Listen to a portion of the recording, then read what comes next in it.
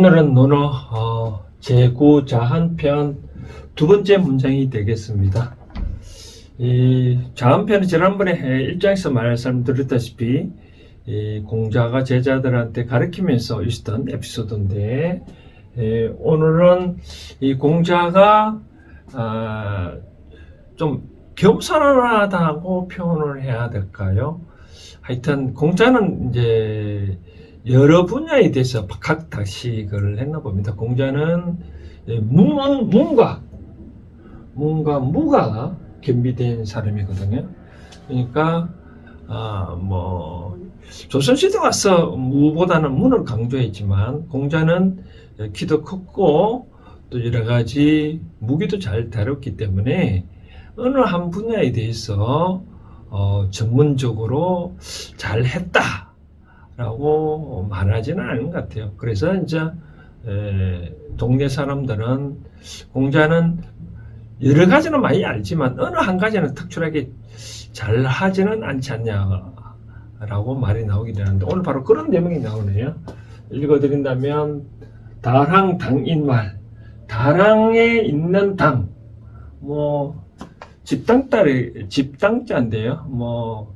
다랑에 있는 지방에 그런 뜻이겠죠. 그런 사람이 말하기를 대제라 위대하도다 공자여라고 하네요. 대제 공자라. 박학이 무소성명이로다.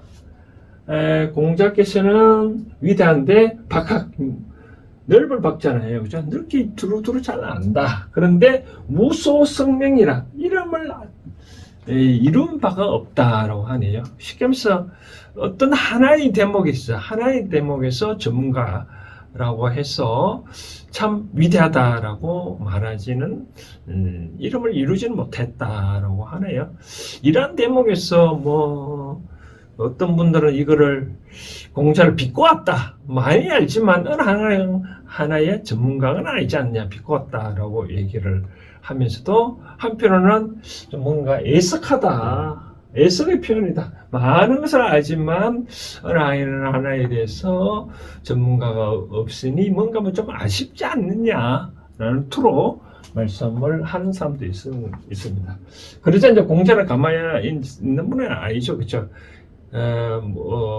제자가 이런 말을 들었으면 뭔가 모르게 액션을 취하겠죠, 그렇죠? 그래서 여기 나오는 자문지, 공자께서 그것을 들으셨다는 거죠. 뭘 들었냐? 바로 공자께서 박학이 무소성명이라고 얘기를 하는 거죠, 그렇죠?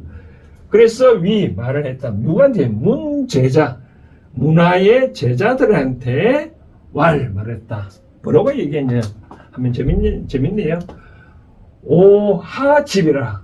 나는 어찌하자잖아요. 다른 뜻으로 보면 무엇의 그런 뜻으로 해석하면 될 것 같습니다. 무엇의 집은 집착한다는 뜻이니까, 여기서는 무엇을 앞에 여기는 뭐는 하나도 이런 바가 없다니까, 어떤 하나도 전문가, 그런 뜻으로 해석하면 되겠죠. 그래서 내가 그러면 어디에 집을 해야 되는가, 어디에 전문가로 돼야 되느냐? 집어화, 언어는 것은 의하행렬이라 하잖아요, 그렇죠? 말을 이끄는 마부거든요. 내가 그러면 마부하는 일에 전문가가 될까? 아니면 집사화, 활을 쏘는 사람을 전문가가 될까? 그렇게 돼야 되겠냐, 여러분들? 그렇다면 나는 오집어화, 나는 마부의 전문가가 돼야 되겠다. 마부는 누구나 할 수 있지 않을까요, 그렇죠? 그래서 공자는 누구나 다 하기 싫은 일에 내가 전문가가 되어 볼까? 그런 쪽으로 자신만만의 투로 얘기를 하는 대목이 나오네요. 그래서 공자는 참 인간미죠, 그렇죠? 인간미스럽다라고 얘기를 하네요.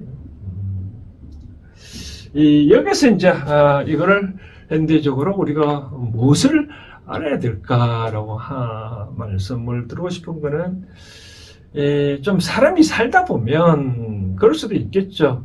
누가 나를 비꼬한다. 비꼬았을 때 나는 어떻게 행동을 할 건가? 상대가 말을 이렇게 하면 좀 기분 나쁠 수도 들리겠죠. 니는 뭐 두루두루 알지만 어느 하나의 그 분야에 대해서 전문가라고 말하는 대목이 뭐가 있나 하면 말해보라 했을 때 비꼬는 말이죠, 그렇죠? 그거 비슷한 것처럼 상대가 내 앞에 와서 이렇게 비꼬는 듯한, 네가 뭐 예를 들어서 돈을 많이 가졌냐, 네가 뭐 미남이기도 하냐, 미인이기도 하냐, 뭐 네가 뭐 친구가 많냐, 뭐 그렇게 비꼬았을 때 어떻게 해야 되느냐라고, 저는 이제 이와 같이 상대가 나를 비꼬는 듯한 말을 할 때 어떻게 대응할 건가? 저는 이렇게 했으면 좋지 않겠냐. 그냥 무시해라 라고 말씀을 드리고 싶은 거죠.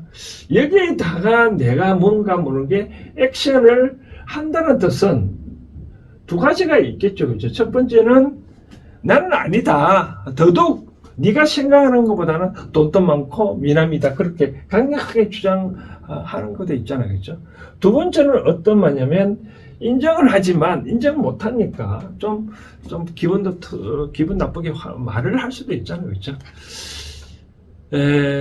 공자는 아까 이렇게 말했지만 그럼 내가 어느 한 분야의 전문가 못하니까 그럼 내가 마부가 돼서 그런 전문가가 되어볼까라고 얘기를 하는 거죠. 뭔가 모르게 자신감 있는 표현을 썼잖아요. 그렇죠?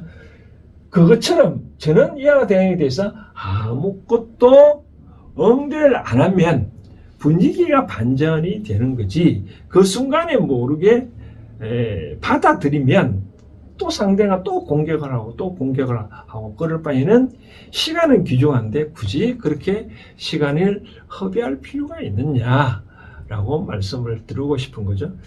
나는 현재 어떤 게 박학하다면 그 환경 때문에 이렇게 많이 지금 깊게는 아니지만 얕게는 많이 알 수 있는 수도 있는 거거든요. 그러면 요 얕게는 안다면 어떤 한 곳에도 더 깊게 한다면 더 빨리 다가설 수 있겠죠. 그렇죠? 예를 들어서 이렇게 반을 잘랐을 때 이렇게 또 발도 안 담그는 사람은 처음부터 발을 담그려면 힘들잖아요. 그렇죠? 발을 담가 놓으면 빨리 더 가운데까지 갈 수도 있는 거다. 그런 쪽으로 나는 뭔가 모르게 쉽게 다가갈 수 있다고 자부심을 가지면 되는 거거든요. 공자가 힘을 셌기 때문에 말 모으는 끄는 거야 뭐 얼마든지 잘 할 수 있겠죠. 그렇죠? 그래서 어떠한 것도 저는 이 순간에 항상 말씀을 드리고 싶은 거는 마음속에 어떠한 것도 내가 행복하려면 분별심을 갖지 말라라고 말씀을 드리고 싶네요. 요즘 들어 제가 자꾸 분별심을 갖지 말라고 자꾸 얘기를 하는 것 같은데, 분별심을 갖는 순간 그때부터 뭐가 되냐면 고통이 생기는 거죠. 고통. 예를 들어서 저 사람은 나쁜 놈이다 라고 생각하면 그러면 계속 나쁘게 되잖아요. 근데 어느 순간 만약에 그 사람이 내가 알고 있는 거하고 나쁜 사람이 아니다 하고 했었을 경우, 그럼 어떻게 하겠냐는 거죠.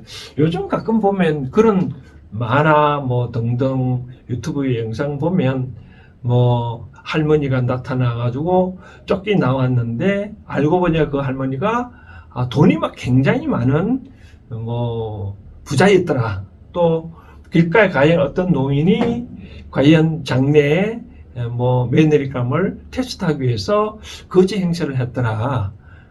그러자 뭐 나머지는 다 아는 내용이죠. 그것처럼 외부적으로 어떤 나타난 것에 대해서 내가 나름대로 어떤 판단을 한다는 거죠. 분별을 한다 가지고 여기에 아까 이 단어 나오는 것은 집착을 한다 라고 한다면 이것이 만약에 잘못됐을 때 어떻게 할 건가? 대책이 없지 않냐? 나중에 반전되었을 때. 그래서 저는 어떻게 생각하냐면 있는 그대로를 분별심을 일으키지만 받아들여라. 그렇게 상대방이 당신은 뭐 돈도 없고 미남이지 않지 않냐. 그래, 내가 뭐 돈도 없고 미남이는 네가 보기에는 돈도 없고 미남이 아니라고 하지만 나는 그렇지는 않다라고 받아들이면 분별심이 아니거든. 그 다음에 내가 마음이 편하거든요. 근데 그게 상대한 말에 자꾸 분별심을 일으켜서 뭔가 모르게 응별한다 그러면 시간도 허비되고 내 마음이 동요돼서 내 마음을 다칠 수 있다라고 말씀을 드리고 싶은 거죠. 그만큼 공자께서는 이런 쪽으로 결국 비꼬서 상대방한테, 제자들한테 말을 한 거죠. 그렇죠?